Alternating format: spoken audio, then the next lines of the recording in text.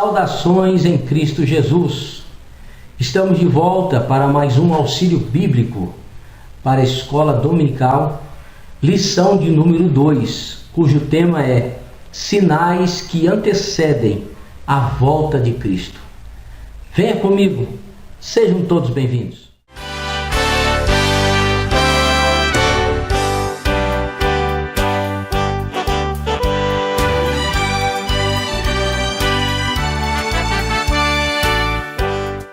É importante salientarmos para entendermos melhor o panorama histórico deste acontecimento do Sermão do Monte das Oliveiras.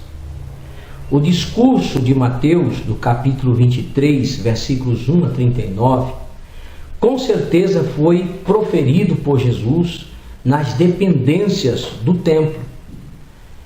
Há tanto que Mateus 24, verso 1, nos mostra que o Senhor Jesus ia saindo do templo quando aproximaram-se dele os discípulos para lhe mostrarem a estrutura do templo. Aliás, o texto em grego deixa claro que isso aconteceu quando eles estavam partindo do conjunto do templo. O primeiro templo construído por Salomão foi destruído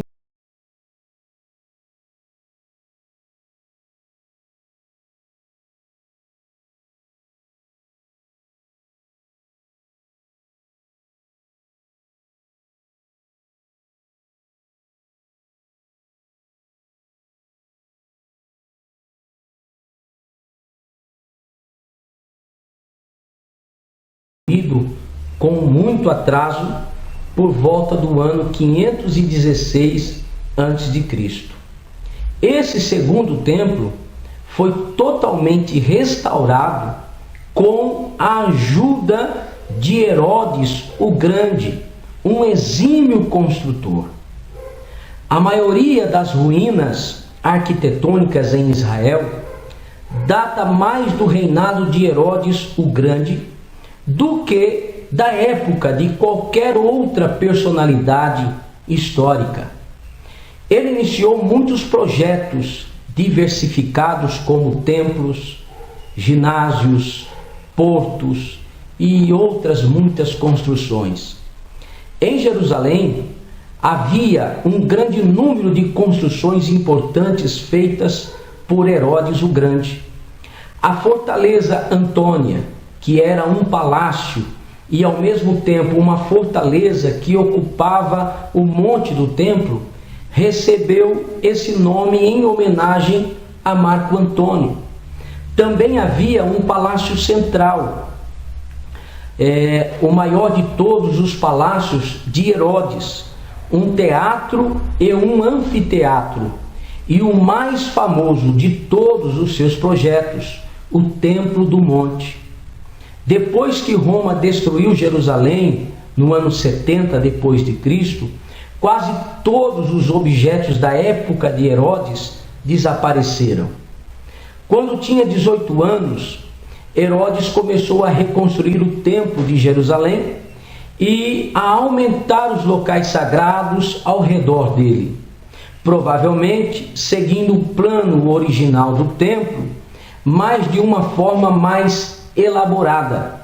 Escavações modernas revelaram muitas partes do lado sul e ocidental do muro do templo, assim como uma escada monumental, uma praça e evidências de uma estrada em anexo.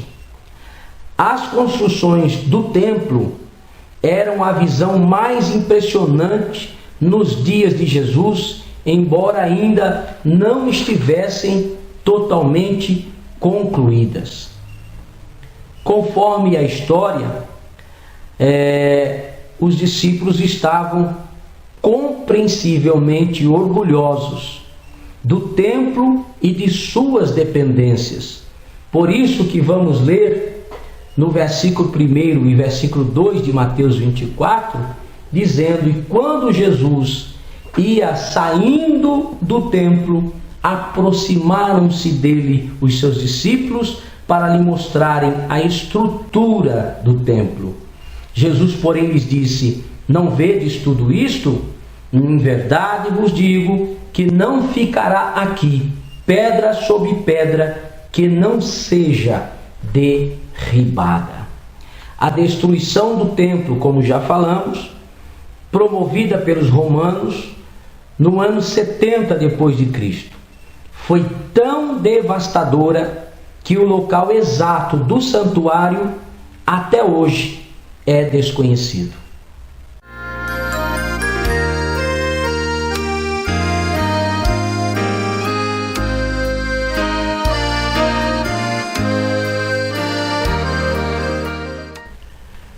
O Senhor Jesus Cristo inicia o seu sermão com uma longa lista de calamidades que ele compara com as dores de parto que precedem o nascimento de uma criança. Está em Mateus 24, os versículos 4 a 8. A palavra dores, no versículo 8, é traduzida do grego udim, que fala do trabalho e da dor de parto.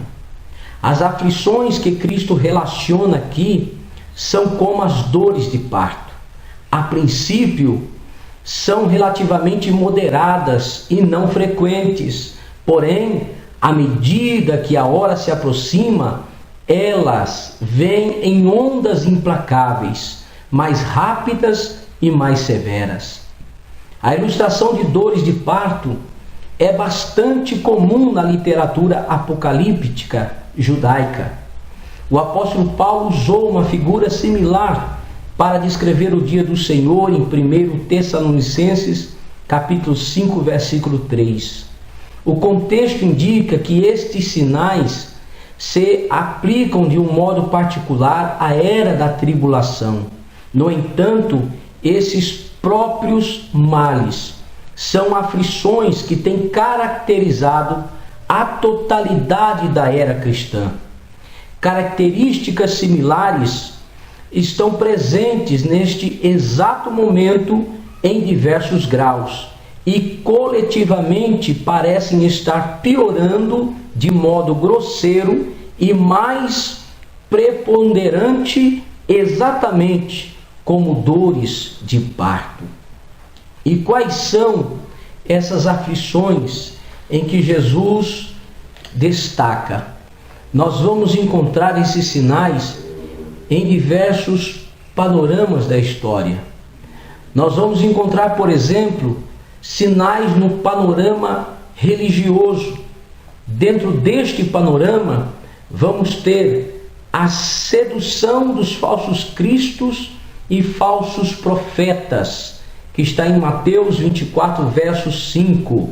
E muitos virão em meu nome, dizendo: eu sou o Cristo, e enganarão a muitos. Diz ainda Mateus 24 e 24, porque surgirão falsos cristos e falsos profetas, e farão grandes sinais e prodígios, que, se possível fora, enganariam até mesmo os escolhidos. Falsos cristos e falsos profetas têm estado presentes por toda a era cristã. Os falsos profetas, segundo o que escreveu Judas nos versículos 17 e 18, é caracterizados pelos falsos líderes da obra de Deus. São aqueles que promovem ou que se promovem apóstolos, bispos e pastores com fins gananciosos, que pregam a mensagem do Evangelho de Jesus por interesses econômicos, financeiros, que usurpam os bens das pessoas simples, oferecendo uma troca de bênçãos materiais que não podem dar. Todos estes um dia terão de prestar contas ao justo juiz de toda a terra. Dentro deste panorama religioso, vamos encontrar o aumento da apostasia. Isso foi tratado no terceiro trimestre deste ano de 2015. Disse Jesus: nesse tempo muitos serão escandalizados e trair-se-ão uns aos outros, e uns aos outros aborrecerão. Paulo, escrevendo em 1 Timóteo 4:1, ele diz: mas o Espírito expressamente diz que nos últimos tempos apostatarão alguns da fé, dando ouvidos a espíritos enganadores e a doutrina de demônios. O que é apostasia? O termo apostasia significa algo mais que mero erro em doutrina. É uma renúncia da verdade, o abandono completo da fé, o sair do fundamento, declarar positiva negação do evangelho completo e de toda a revelação da palavra de Deus. E muitos têm nos últimos dias se apostatado da fé. O que é apostatar? Traduzida do original, significa levar à revolta, desviar. Quando usado na voz transitiva, é afastar-se, retirar-se. Quando é usado intransitivamente, esta palavra apostatar, que do grego original é apistime, ela significa exatamente apostatar. É rejeitar uma posição anterior, é aderindo posição diferente e contrária à primeira, é abandonar a santíssima fé, repelindo-a em favor de outra crença. E isto tem acontecido muito nos dias atuais. Ainda dentro deste mesmo panorama religioso, nós vamos ter a multiplicação da iniquidade, indolência, frigidez e queda da temperatura do amor. Jesus disse: por se multiplicar a iniquidade, o amor de muitos esfriará. Nós vamos encontrar sinais no panorama político, e dentro deste panorama vamos encontrar guerras e rumores de guerras. Jesus disse: quando ouvirdes falar de guerras e revoluções, não vos assusteis, pois é necessário que primeiro aconteçam essas coisas, mas ainda não é o fim. Lucas 21, verso 9. Se formos fazer aqui um panorama das guerras, desde alguns anos passados, por exemplo, desde o primeiro século, nós já vamos encontrar a invasão de Jerusalém pelo exército romano. E aí vai. O século XIX foi marcado pelas guerras e mortos que elas deixaram como consequência disso. Vamos encontrar centenas, milhares de pessoas que perderam as suas vidas por causa das guerras que foram realizadas. Ainda neste mesmo panorama, o panorama nos mostra que está infiltrado também no panorama político o terrorismo. Jesus disse: quando ouvirdes falar de guerras e sedições, não vos assusteis. Ou seja, não fiqueis aterrorizados. O que é sedição? O termo sedição, na língua original, é acastasia, que significa tumultos, instabilidade, distúrbios, confusão ou qualquer movimento que deixe o povo apavorado. E não é o que tem sucedido ultimamente? Vamos encontrar sinais no panorama social, como fomes e flagelos. Tudo isso Jesus deixou bem claro. Vamos encontrar ainda no panorama social epidemias. O que é epidemias? É definida como enfermidade contagiosa e grave, que causa grande mortandade. É o que temos visto ultimamente.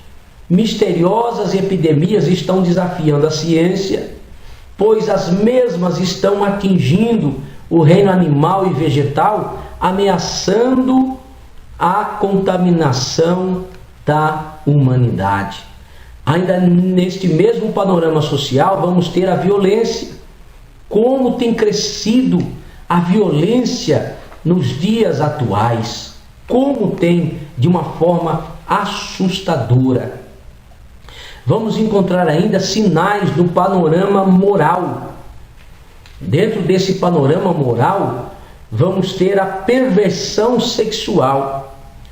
Gênesis 19, dos versículos 5 a 9, nós vamos ver que as práticas da sociedade contemporânea, a de Ló, estão sendo incrivelmente repetidas, infelizmente.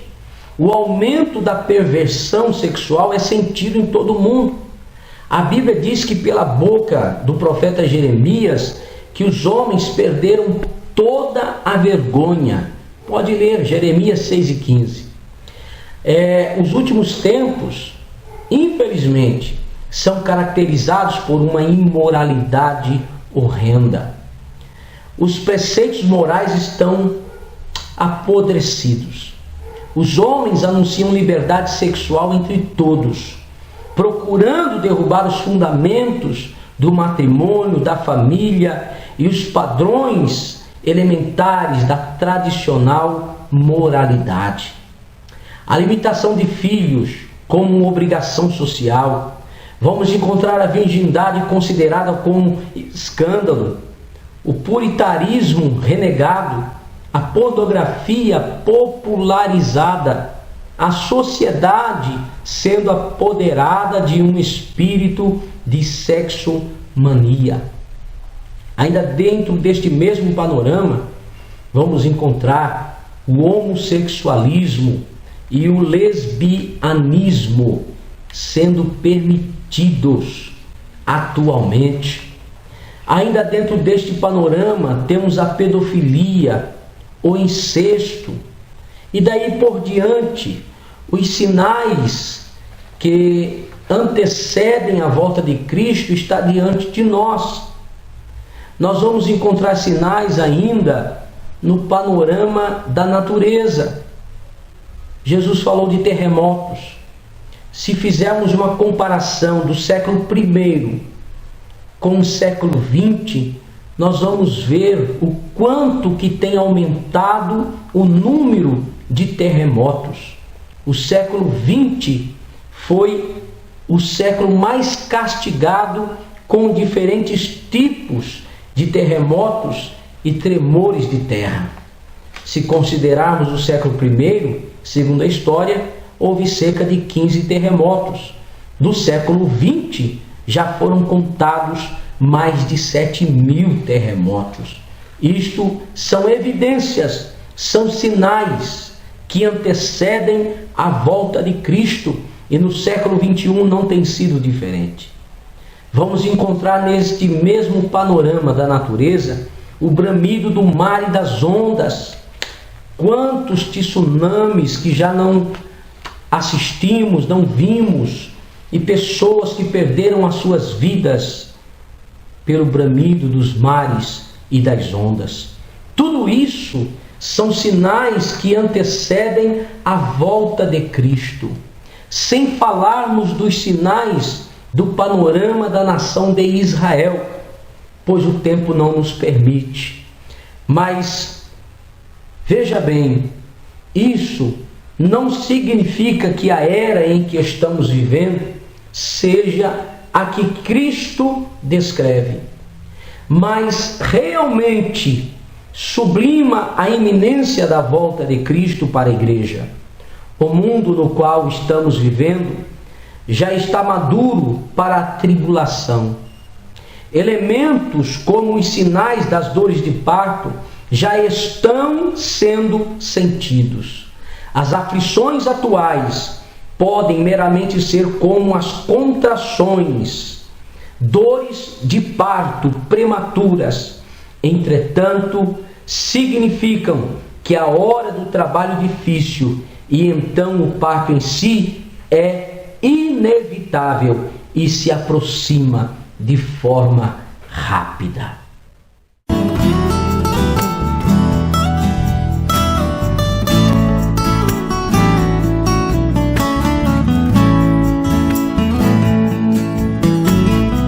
E lembre-se, os sinais que prenunciam a volta de Jesus estão se cumprindo a cada dia. mas a igreja do Senhor Jesus Cristo deve continuar em oração e vigilância como coluna e firmeza da verdade.